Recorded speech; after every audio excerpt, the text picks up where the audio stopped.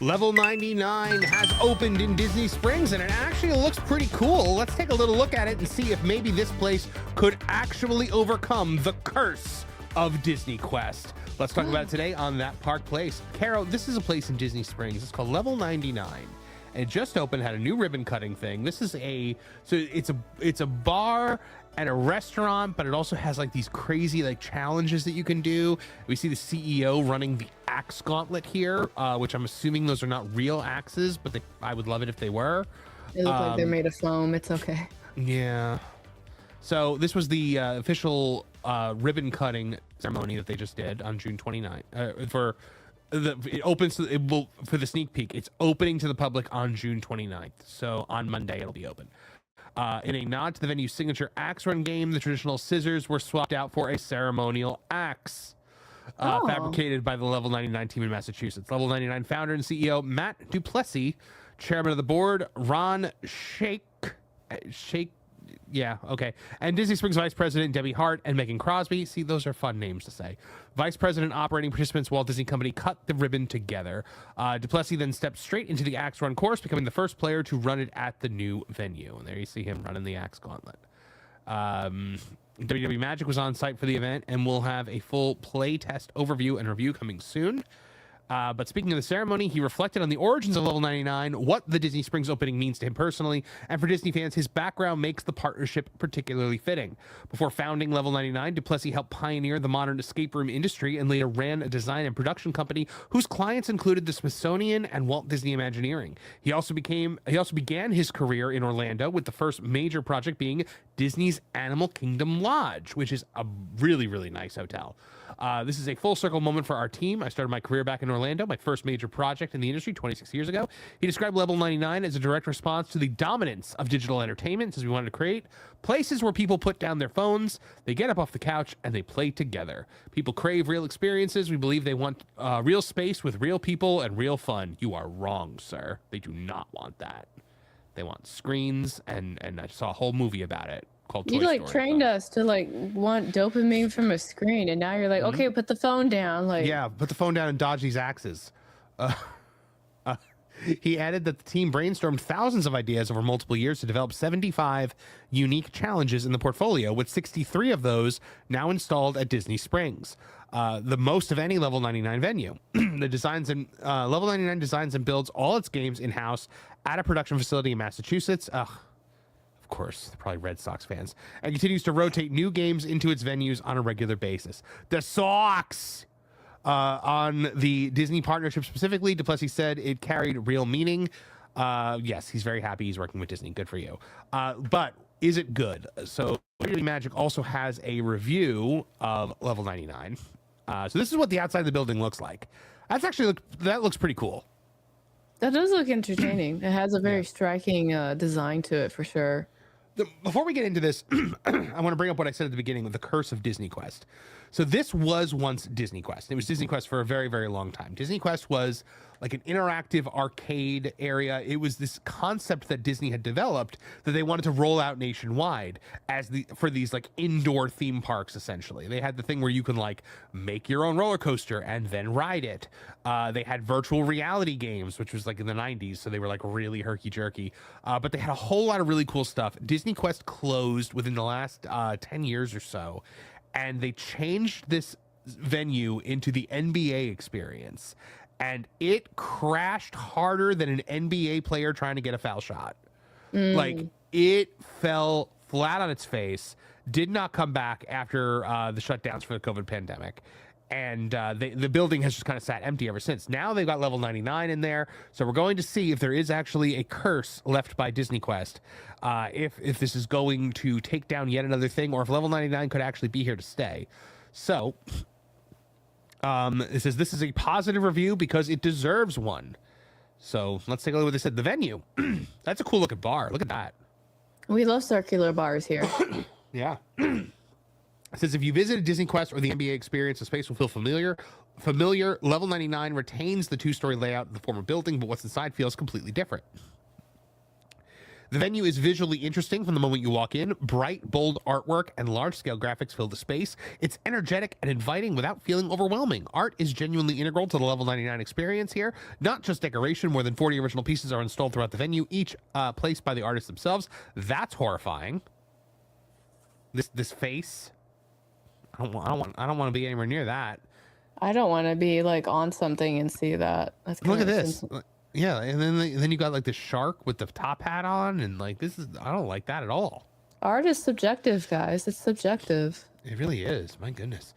Level 99 selected 23 artists from around the world, including 2 from Central Florida, Naomi Haverland from Orlando, and Juan Travisio from Lakeland. There's more of the just general decor of the lab. The ground floor holds the arrival lobby where you check in, complete waivers, and collect your Velo Band, the RFID wristband that unlocks every game. There's a small merchandise area near the entrance carrying Level 99 branded shirts, hoodies, water bottles, and accessories. There's also a staff desk if you need help. Okay, that's a inviting looking opening. Reminds me of Shenanigans that we have out here. I've never seen Shenanigans. It's a place where you can go drink and eat, and then you've got like a bowling alley, and there's a game arcade and all this other stuff. That's what it reminds me of so far. How many times have you been there? 3. Well, we had a meetup at 1 over at Bell County, because the Bell County crew had like a private event there, so we had like our own private bowling area and service. So that means you shenaned again? I shenaned again. It's true. Good. Moving through the lobby, the first thing that grabs your attention is Act Run, the signature game positioned right in the center of the floor. It's one of the few games played out in the open, and it draws a crowd. Watching other players dodge swinging axes while trying to keep the balance on a narrow beam sets the stage for what's ahead. Oh, that is a narrow beam. Look at that. Oh, wow. I don't know if I could do that. I don't know if I could do that, and I'm only like 150. Yeah, I don't think I could do that. And like, there's not. I assumed it would be like there'd be like cushions on the side in case you fall, but it doesn't look like there is. They're gonna make you sign a waiver for that because you know somebody's gonna drink too much and then get like some kind of like concussion. Could you imagine? Like there's a bar like right here, and they're like, go get lit, and then like do this.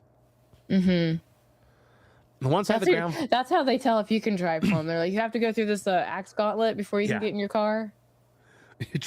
First you must survive the axes, then we'll know you can survive I-4. Yes. On one side of the ground floor is the wooden beverage area. It runs as counter service with a separate ordering window and pickup window. There's no table service and seating is limited. This isn't designed as a standalone dining destination in Disney Springs, and it doesn't try to be. Okay. So you get your food there. The food is there to work alongside the gameplay, and it does that well. At the center of the space is a large 2-story bar offering full cocktail, beer, and drinks menu. Roughly 25% of individual game rooms are also on the ground floor. Head upstairs via the spiral staircase. You reach a floor dedicated almost entirely to the game rooms. This is where the bulk of your time will be spent. That's whimsical. I like that. I like the Looney Tunes reference. Yeah. Try nitro toluene. Thank you, Richie Rich, for teaching me that word. Do you have to buy a ticket? No. If you want to stop in for a drink or a bite without playing, you can visit the bar and food area without purchasing a ticket. That makes Level 99 a viable. And honestly, that's smart. I think that's really smart because, like, you'll go in for a drink and you'll be like, "This looks awesome. I want to do stuff." Low barrier to entry. Yeah. The games. This is where it really delivers. In a couple of hours, we played 23 of the 63 rooms. Mini games are physical, mental, or skill-based, sometimes a combination of all 3. Each game's entry screen displays difficulty and accessibility information specific to that game, so you can decide what's right for your group before committing. The venue is fully accessible. We saw guests and ECVs entering game rooms throughout our visit. To start a game, every player in your group taps their Velo Band on the glowing Velogon symbol and the on the entry screen, and then press play. Part of the appeal is figuring out what you're supposed to do once the door opens. The games don't over-explain themselves, and that's by design. If you're stuck, you tap the light bulb icon on the entry screen for a hint, aka you're quitting. The system offers 3 levels of hints depending on how stuck you are. So it sounds like escape rooms almost. Yeah, that was my first thought. Yeah, this one looks very Asian-y. The game room entry system is one of the smartest parts of the setup. Tap in with your Velo Band, and if the room is free, you walk straight in. If not, you get a wait time. Entry and exit doors are on opposite sides of each room, so you don't see inside before you start, and you don't catch people leaving, which would give the game away. It's a well thought out flow that keeps things moving. I do like that.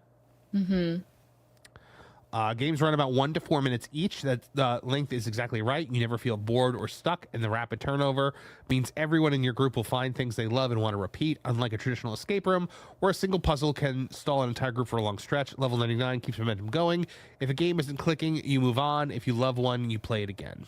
That's pretty cool. That's not a bad idea. Yeah, difficulty level is well calibrated. The games are genuinely challenging. Doing them well takes real effort, but nothing feels unfair or inaccessible. Some games weren't immediately obvious, which made the moment of figuring them out all the more satisfying. Not everyone likes to be challenged, though. So, games are designed for 2 to 6 players, and each room adjusts based on how many are in your group. So you don't need to worry about having the perfect number. During our visit, we didn't notice any particular advantage. Man, so if you can't just like go there by yourself. Like play games, you gotta be with other people. You mean I have to be social in a social place? Yeah, I don't like that. That's weird. That's weird, guys. I don't know about that. I just want to do everything by myself. Yeah. Yeah. After each game, you earn points that are tracked to your player profile. That profile persists beyond your visit. Log back in another time. The system picks up where you left off. I wonder if do you have to make reservations for this place? Like that's what I'm. Do you see anything asking for it? No, I don't. But like maybe they haven't implemented that yet. Well, because I'm thinking to myself, like, I'd love to go do this. Like, this sounds actually really fun. But then I'm like, I'm going to go like the first week and it's going to be a massive wait for everything. Level 99 includes a feature called Pause Play that lets you stop your session clock for up to 30 minutes cumulative. To activate it, tap your Velo band on any gameplay screen throughout the venue and select the hourglass icon. You can start and stop it as many times as you'd like. The time simply accumulates against your 30-minute allowance. Use it to grab food, drinks, or just take a breather. You can bring drinks purchased at level 99 into any of the challenge rooms, which makes the whole food and beverage side of the venue feel like a natural part of the experience. Oh, okay, that's pretty cool. So I guess I don't think this is for kids, though. I don't either. This is definitely an adult thing, I think. Yeah. Which for Disney Springs, I'm a bit more forgiving with that. If this was in a theme park, I'd have a problem with it. If you're carrying a bag, you drop it in the locker before you start playing. That's good. The lockers are a good thing. There are no photography restrictions. That's good. The games involve running, jumping, and climbing, so dress accordingly. Comfortable closed-toed shoes are recommended. Sneakers are ideal. Despite the energy of the venue, noise levels were not excessive. Well, that's because you were there for a press preview. So, you know. That's a private event, yeah. Yeah. Level 99 is aimed at adults and teens, and that's about right. We'd say kids age 10 and up will have a great time. The venue has a clear minor policy worth noting before you go. Children 10 and under must be accompanied at all times by a paid adult. That adult must enter and play in the game rooms with the child. Children 11 to 15 must have a responsible adult physically present inside the venue for the duration of the visit and reachable by phone. The adult does not have to play. There are comfortable areas to sit and wait inside. And teens 16 to 17 can play without an adult present, but require a pre-signed waiver from a parent or guardian completed online before arrival. There you go. Tickets come in okay, this is what I was curious about. Tickets come in 2 sessions, 1.5 hours for $30. That's not bad. Or 2.5 hours for $40. Recommendation. That's not bad at all. No, for the amount of stuff that you're able for 63 game rooms, like that's cheaper than movie tickets. And it depends on how long you have to wait for the game rooms, though. So it would be 2.5 hours of being there, but not 2.5 hours of engaging. Well, I remember you could also hit the pause button for 30 minutes. So yeah. So 2.5 hours becomes 3 hours. So they're saying for $10 more, you'll feel less rushed, cover significantly more ground, and get better overall value. With 63 rooms available, 2 hours still only got us through 23, and we moved at a good pace. I have to send this to some people and be like, we should go. Food is better than you'd expect from a gaming venue. Everything is made on site, including the syrups used in the cocktails. Okay, cool. I don't care about drinks, but I know a lot of you do. Oh, Detroit-style pizza. There you go. Wagyu burgers, salads, and handhelds, alongside a full bar with handcrafted cocktails and over 20 craft beers from Florida breweries. Do not book we wouldn't book Level 99 as a dedicated dining stop on a Disney Springs visit, but as part of the overall experience, the food holds up well. It's quick to eat, genuinely good, and a step well above typical venue food. So there you go. That burger actually looks pretty good. I would eat it. Actual chips instead of fries, too. Those tacos look decent, except for the cilantro on them. Those aren't real tacos. I don't care. They're not? And why are they not real tacos? Because look at it. It looks like some foo-foo cheese on it. Well, yeah, it's definitely fufu cheese. This is like modern audience taco. No, I don't need a modern audience taco. We have tacos, wings, and guac, apparently.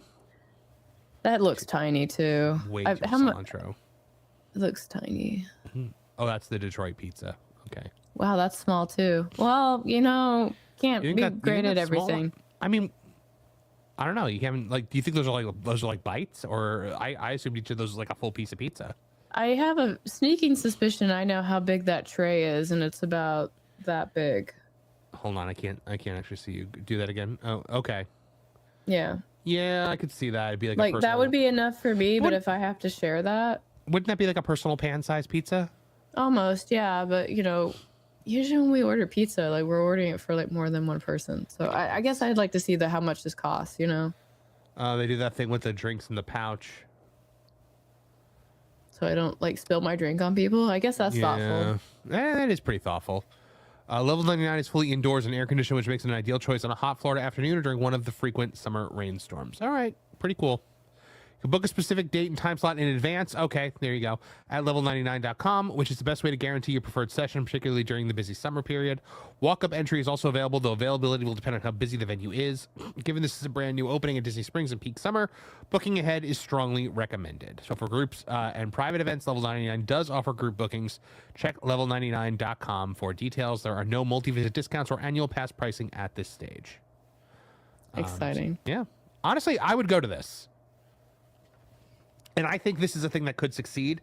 I used to love, they used to have a VR, a virtual, not Valiant Renegade, but a virtual reality experience that they had at this place.